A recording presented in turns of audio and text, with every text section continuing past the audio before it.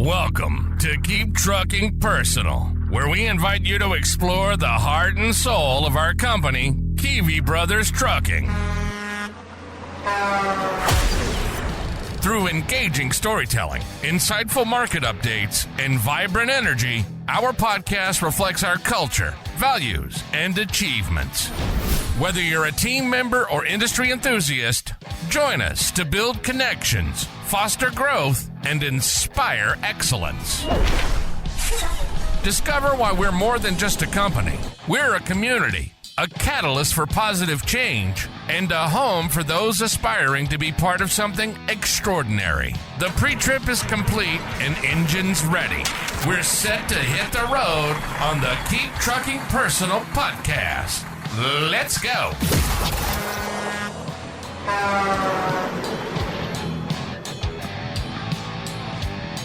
Welcome back to Keep Trucking Personal. My name is Tyler Kivi and I'm your host.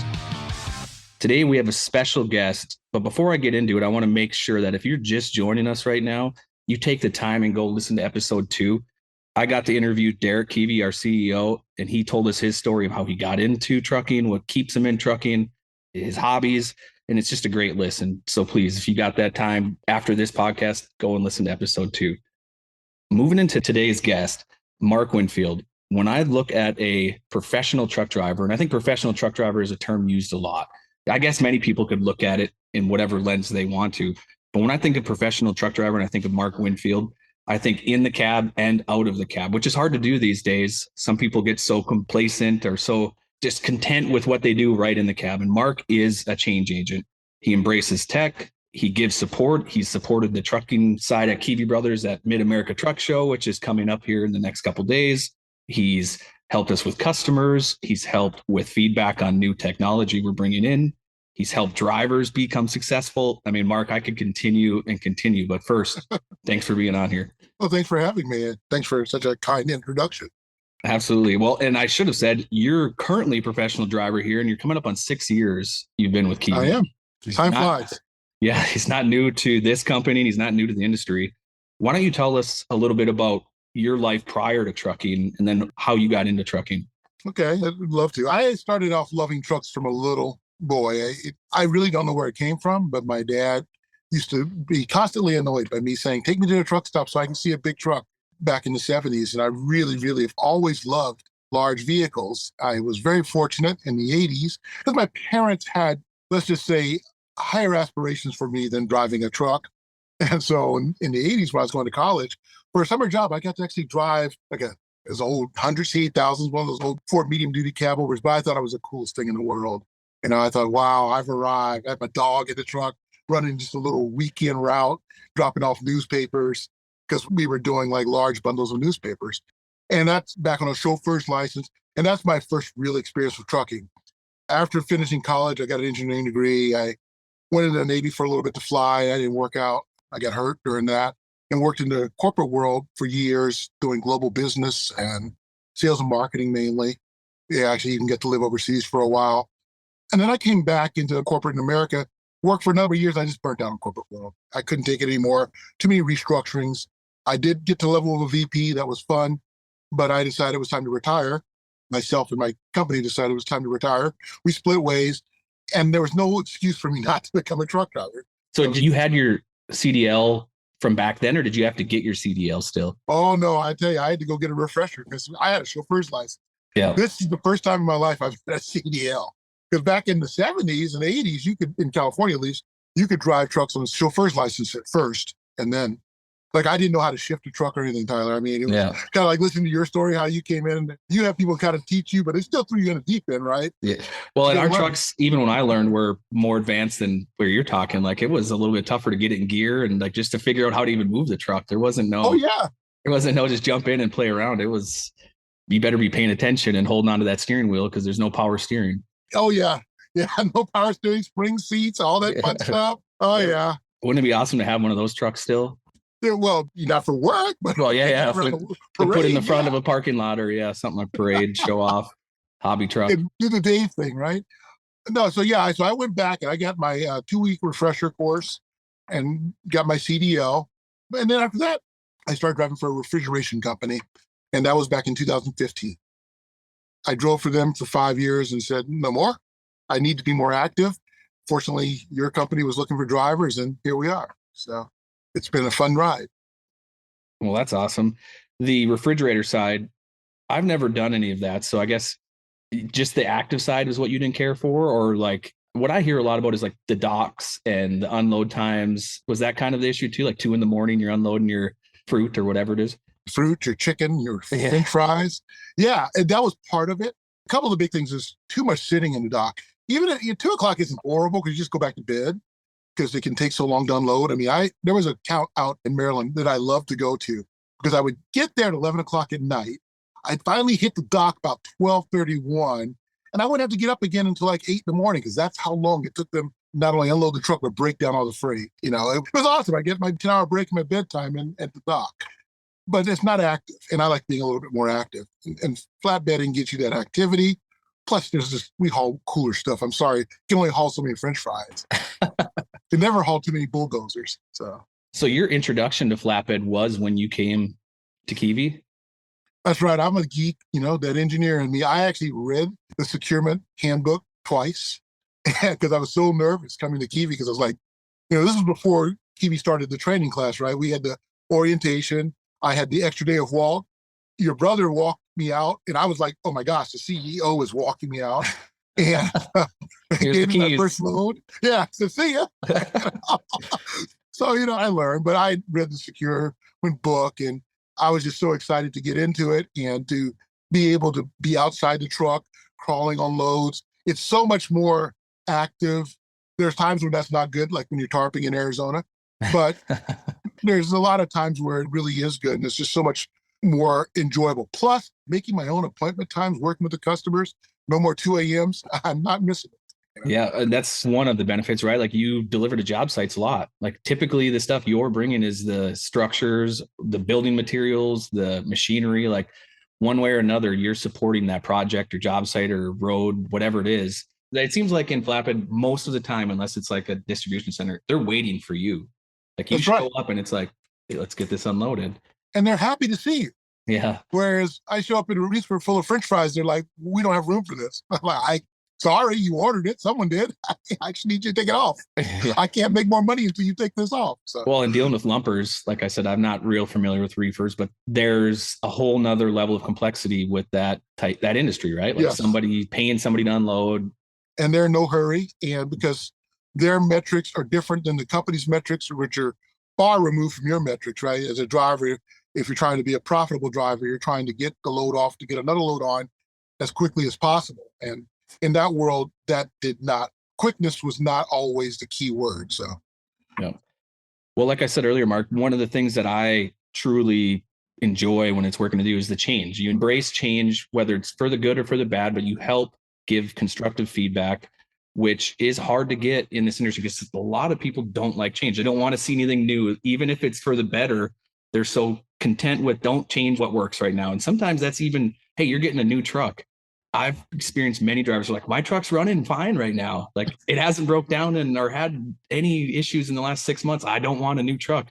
And so it's funny to think of how challenging change is.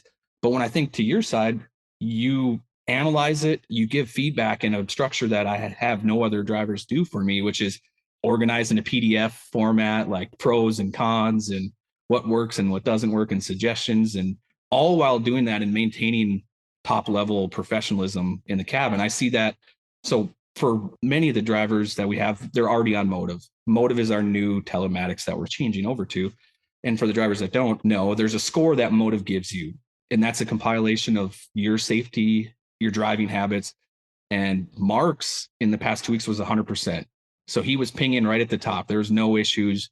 There's not any registered events. So like I said, all of that feedback, constructive feedback, figuring out how to work it and then mastering it. Like, how do you do it? How do you get to that level and how do you maintain that? I appreciate it. The Motive thing we're still working with, but it's fun. One, you get something that it challenges you. It's something that changes your day to day. And as far as change, I do have the advantage of having implemented a lot of change myself. I've rolled sales systems out with teams. I've had to work in matrix global organizations. So I try to put myself in y'all's position. I know what it's like to run a company. I don't know what it's like to run a family company. I always work for big publicly held firms, but still, I understand. I don't love having to get rid of shifting in my truck and everything, but I understand $1,200 a month fuel savings on average for truck. That goes straight to your bottom line. Yep. And if you want to maintain benefits for your drivers, if you want to be able to pay holidays, the reputation Kiwi has as being a growing company, but yet still a family-run company, you have to make tough decisions in your seat. So in my seat, you're not taking money out of my pocket. You're not making my life harder. Why am I going to yell at you for that? The adage, rising tide raises all boats, right? Some people forget that, like, they look so individually, and really it's collective. Like, we want to see everybody do better. And if everybody does better, it will spread back to everyone, and everyone can see a benefit. And whether that could be as simple as our CSA scores better, and that means less times in a scale, or better benefits, or something improved in the truck when we purchase new trucks, trailers. I mean, you name it, it does show up on the bottom line, and that is what's reinvested back in. It does. And when you look at things like you mentioned, motive, it's an adjustment. We're all adjusting to it. I mean, one of the first things I tested was, does it affect my money? Yeah. It doesn't. So at the end of the day, well, okay, nothing's coming out of my pocket. You haven't slowed the trucks down. And I think drivers need to remember that one of the biggest pressures on a trucking company now is the insurance industry. To keep the cost down, they'll say, yeah, you can have a 600 horsepower, 18-speed, long-nose Pete, no problem, no cameras, but we're going to charge you a lot of money for that pleasure. Yeah. So, it's going to use a lot of fuel. So we have to always remember, you guys are running a company, and it's not an individual operation. And I love bypasses, by the way. So yes, I want our CSA score to be as high as possible, because he wants that green light every time. Every time. I don't like going to the scale house. They're lovely people, but I can wave at them as I go by. That's cool. And it's not even just the insurance rates or the cost. It's more so protecting. Like, the more we've learned what an incident, like a bad accident, that whether we're at fault or not, like, there is a lot that goes on behind the scenes. And a driver may or may not understand what it takes to mitigate that and manage it, so we can continue to have a company and move forward. And now when you bring in some technology that helps augment that and helps speed up that process of, we can do accident recollection much faster. We can support the driver if they're in an accident. We have much better metrics. And really, like you said, it's not a huge impact to you right now. It's not changing how fast you drive. It's not changing how many hours you drive a day. It's hopefully improving that. And that's where we want to see that change. So yeah, like I said, in the cab, out of the cab, even moving to the customer side, when you've had customers reach out to us, complimenting your professionalism and complimenting how you do the job, how do you maintain that? Because like you said, it can be hot. It's raining and I'm asking you to tarp, and you're like, this is a load that does not need to be tarped, but the customer wants tarp. Like, how do you maintain that level of professionalism when you get out of that cab? Well, it does help that I have a career in sales and marketing. So I do have that background of being a sales leader and knowing how valuable customer relationships are. When I led a sales organization, I didn't want any of my employees going out there doing anything that damaged that relationship and took that opportunity to make revenue and growth away from us. So I think of that same thing. I've had the pleasure of getting to know you a little bit more, and Kaylin. And so I respect you guys running a family business, trying to keep people employed, take care of us. Why am I going to do something that damages that, right? Why am I going to get in the way of that? The load has to be tarped. I signed up to be a flatbed driver. It occasionally is going to require a tarp. Yeah. If I didn't want to do that, I could go back to reefer.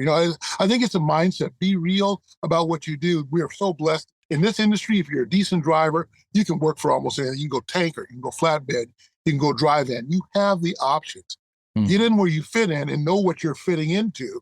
If tarping is not for you, I have a good friend who tried flatbed for 2 weeks and went back to drive-in.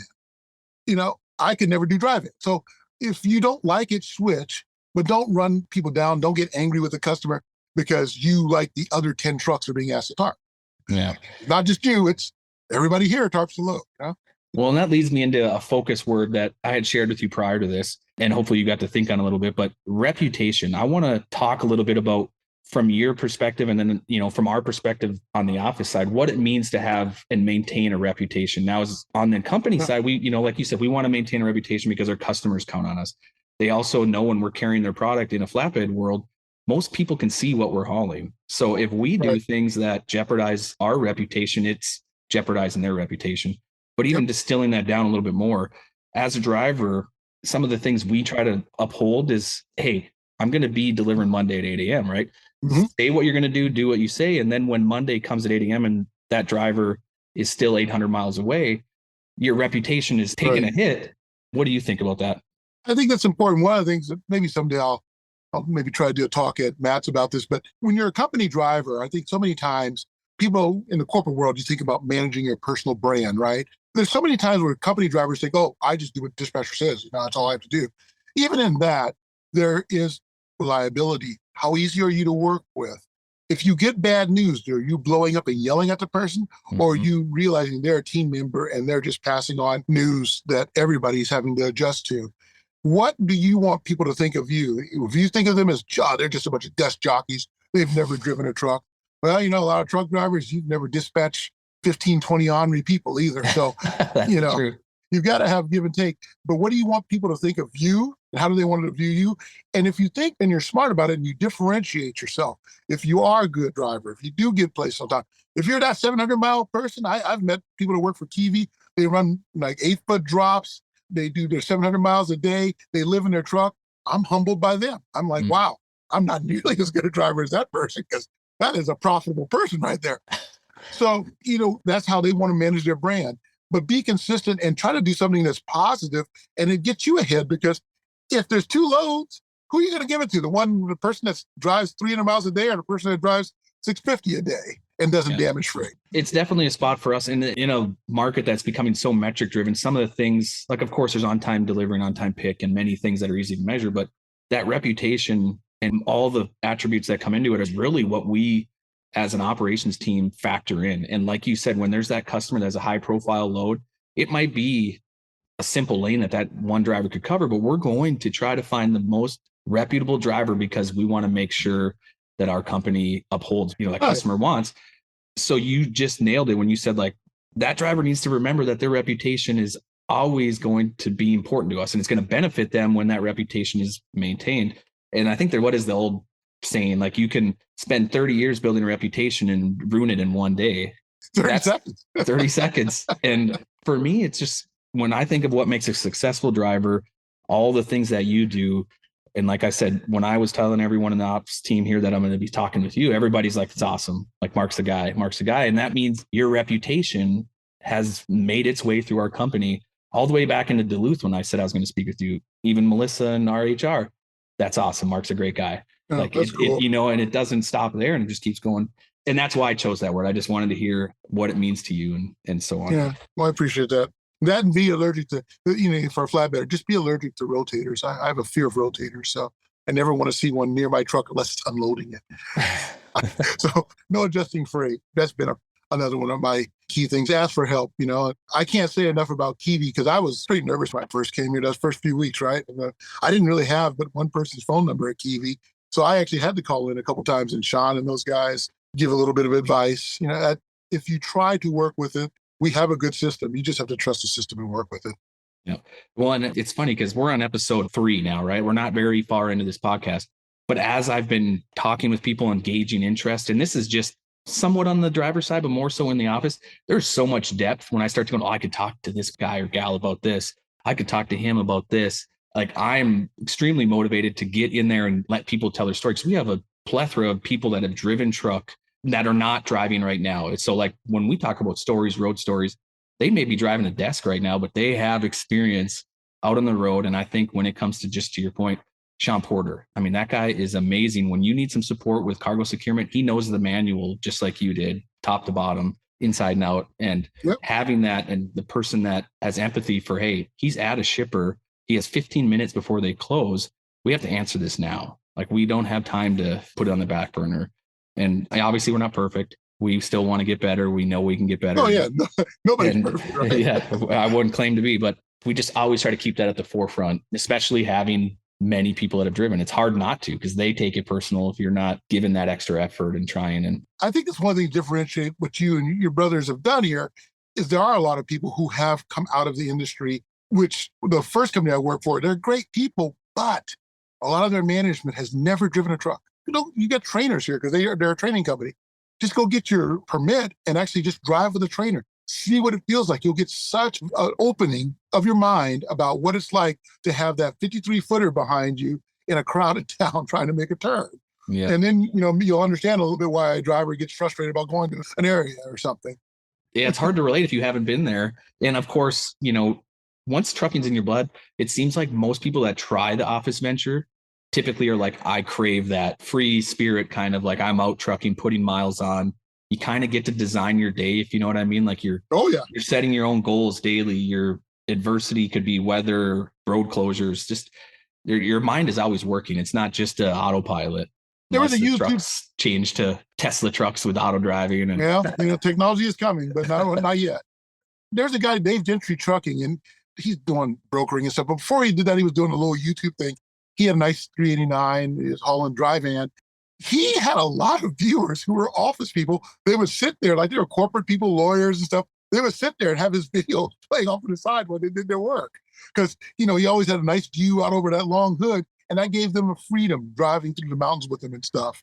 There's something to good be said about an office job. Lord knows I had one for a good part of my career, but there's also something to be said about the serenity of holding a steering wheel and looking at nature and just being thankful that you can make your own schedule and do your own day. So definitely. So talking about scenery and areas, what's one of the favorite trips that you have comes to mind? I love in the spring and the summer driving through Montana. It's so pretty there, especially as you get toward the western side of Montana. That's one of my favorite drives coming into Spokane, and I just adore it. And there's some good food along that route that you can get. Huckleberry milkshakes, or I don't do the milkshake, I do smoothies, but still the huckleberries are fun. And there's Wheat, Montana, which is just amazing pancakes. They're not the healthiest pancakes, but they're amazing. I don't really love any city other than maybe driving through DC at 2 a.m. because the lights are up and there's no traffic. Cities are never good, but I do love some of the countryside we get to. And I like the variety that I get with Kivi because I was literally just in Massachusetts. Now I'm going to be in North Dakota on Friday. So it's kind of fun to just think about how quickly you've changed parts of the country. It's funny you say that Western in Montana. I had somebody ask me earlier, actually, maybe it was yesterday, what one of my favorite spots to drive through was. And like the Snoqualmie 4th of July pass, like when it's snow or even when it's not, when it's summer and it's all green, it's pretty cool. And the Snoqualmie one is like when you're getting ready and the peaks are so steep, like, you're in that part of the country and it's pretty distinct. It is so cool. I came down there one day when I was driving reefer though, with one headlight in a snowstorm and just hoping, trying to get to that TA, just hoping there's not a state trooper to ask me, why are you driving without a headlight? Well, it just went out and I wasn't going to change it on this, snowy mountainside road. Just having those memories are fun. When you think of when you first started driving to now, how different is it like on the DOT side, the CSA side? And like, was there more grace given when you had first started to now? As it seemed like an inspection, they don't want to work with you? Well, one, I've been very blessed. The only time I've really had a problem with a scale, and it's not a problem. I had one skilled person who was training another, so they had to find something. But most of my interactions with DOT officers have been pleasant. I will say, of course, back when I first started, the enforcement was not really that aggressive. And we had a lot different safety record back then, to be fair, too. Mm-hmm.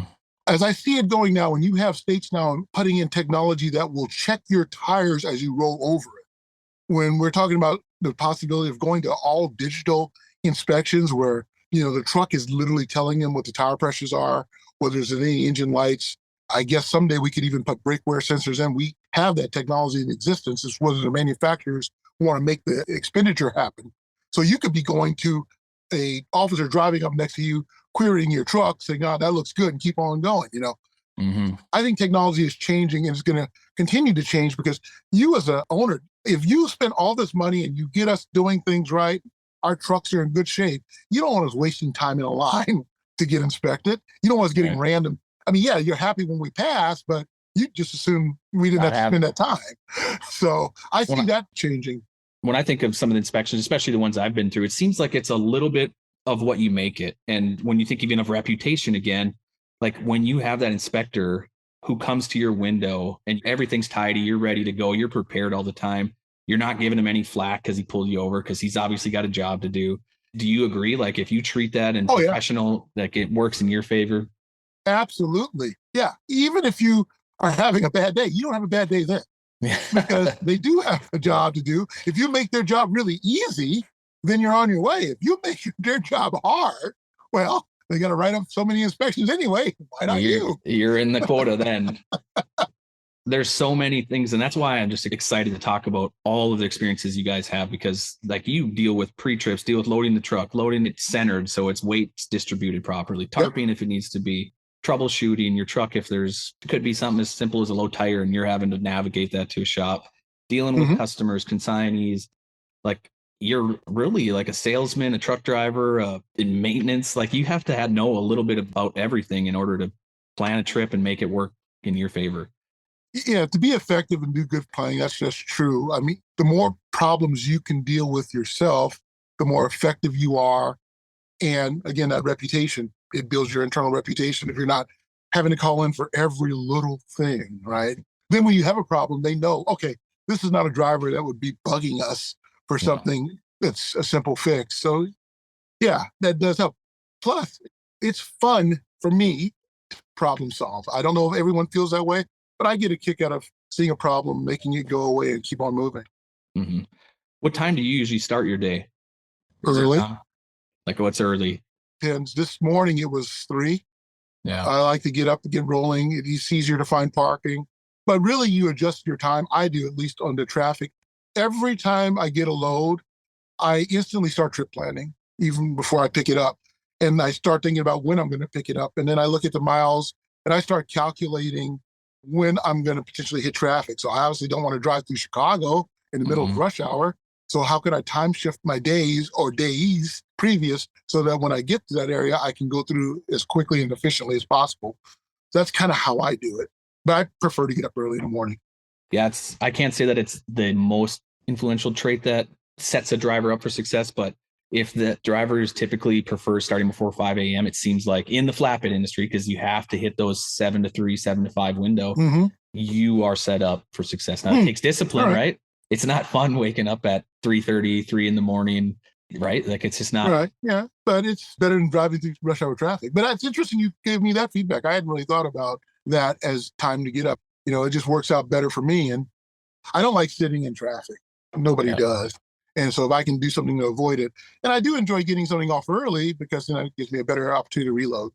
Yeah. And that's where it all works in that big picture, right? Like if you're on site before 8 a.m. in the flapping world, typically within 2 hours, you're empty. So then we already can assume he's ready to go by 10.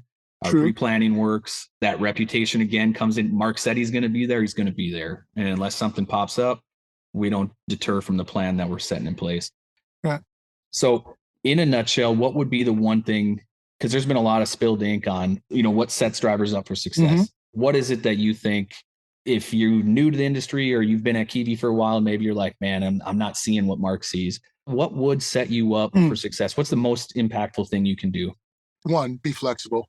In trucking, nothing's going to go exactly as you planned it. You have to be open-minded and flexible. If you're very rigid, this is probably not the best career because you're not in control of weather, incidents, maintenance. Yeah, you can do the best pre-trip in the world. When somebody drops a load of nails in front of you, you get a flat tire. Yeah. You have to be flexible. The other thing is love to drive. When I first started driving as a young 16-year-old, I told my dad I thought it was the greatest thing in the world. I don't think I'd ever get tired of it. And he kind of looked at me like, you would, you're 16-year-old saying that, going, yeah, okay. But I really do love to drive. And I've met drivers that came into this industry because they heard it was a good way to make money. And it can be a very great, for a young person, it can be an awesome way to make money. But not if you don't love to drive. I mean, you're not a truck sitter around her, you're a truck driver. Yeah. And you have to be willing to drive. And if you can't put in that at least a 9 to 10 hour day of driving on occasion, day after day, then this isn't the right industry. But if you do have that, you have a sense of wanderlust, this is a wonderful job. I mean, this is an amazing opportunity, especially when you're younger, before you have a family. You can go out there, you can make really good money. You can see a lot of the country. If you're smart and you're living at home still, and you don't have a lot of expenses, then you can afford a 34-hour break in a hotel room and have some flexibility. Kivi's awesome. We have personal conveyance. You can move around a little bit. So if you have those types of traits, this is going to be a great career. If you are like really rigid, you expect everything to be done for you, the kind of person who constantly wants to be told how to do things, you can still have a decent career here, but it won't be as satisfying. No, that makes sense. And one of our things that we like to do is let drivers plan their own trips. Now we want to help them be successful. So there are plenty of drivers who say, hey, what would you recommend here? And what would you suggest? But you guys have the autonomy to plan your trip. And of course, we always have deadlines on certain freight and certain crane deliveries and, high profile loads. But for the most part, we work to your schedule and then also try to help set you up for success. And that being flexible, like you said, that nails it. Because we don't like calling drivers when something's not going to work out. It's hard, like mustering up that, like, okay, this is going to be a tough call because you might have an appointment and I'm going to be telling you that we can't make that appointment, as unfortunate as it may be. So having that driver that understands, hey, he's not doing this or she's not doing this to me to make me upset. Like they're sometimes just conveying, or sometimes it just didn't work out, and having that flexibility can help boost morale, because problems get solved when people want to solve the problems. When you get that roadblock, I've seen driver managers very frustrated. They're like, I don't know what to tell whoever because I can't fix their problem right now. And they don't want to reason with me. And then it just makes you guys upset. DMs are challenged. We've talked before, it destroys your internal reputation. Why take that hit if it's a reasonable explanation? Now, if you were doing that every week, okay, that's a problem. But if that's happened once in the year that you've been with the company, just let it go and move on. Well, Mark, I appreciate you taking the time. I know you're actually out on the road right now, so I appreciate you taking the time, speaking with us, telling us your story. Like I said, when I think of what you do for us and really any trucking company out there, if you don't have a Mark Winfield on your team, I suggest you start to look for one, because it's helped us get better and we continue to get better, and we want to help you help me and help me help you and work through it together. So I just want to say thank you for that. Well, thank you for the kind words again. I appreciate it. Well, that wraps up episode 3. Make sure to tune in next week. We're going to interview another professional driver that's taken the transition from flatbed into heavy haul, and we're going to hear his story. So if you want to keep hearing Keep Trucking Personal podcasts, please like, subscribe, share, put comments in on what you want to hear about. But we're flexible. We want to make sure that I'm here to facilitate your story. So I want to make sure that it's right for you and it's right for the listeners. With that being said, thank you. Have a good week. Stay safe. Thank you for joining us on this episode of Keep Trucking Personal. We appreciate you taking the time to explore the heart and soul of Kivi Brothers Trucking with us. Don't forget to subscribe and leave a review to let us know your thoughts. Tune in next time as we continue our journey together, diving deeper into what makes us a community, a catalyst for positive change, and a home for those who aspire to be part of something truly extraordinary. Until then, keep trucking, and we'll catch you on the next episode.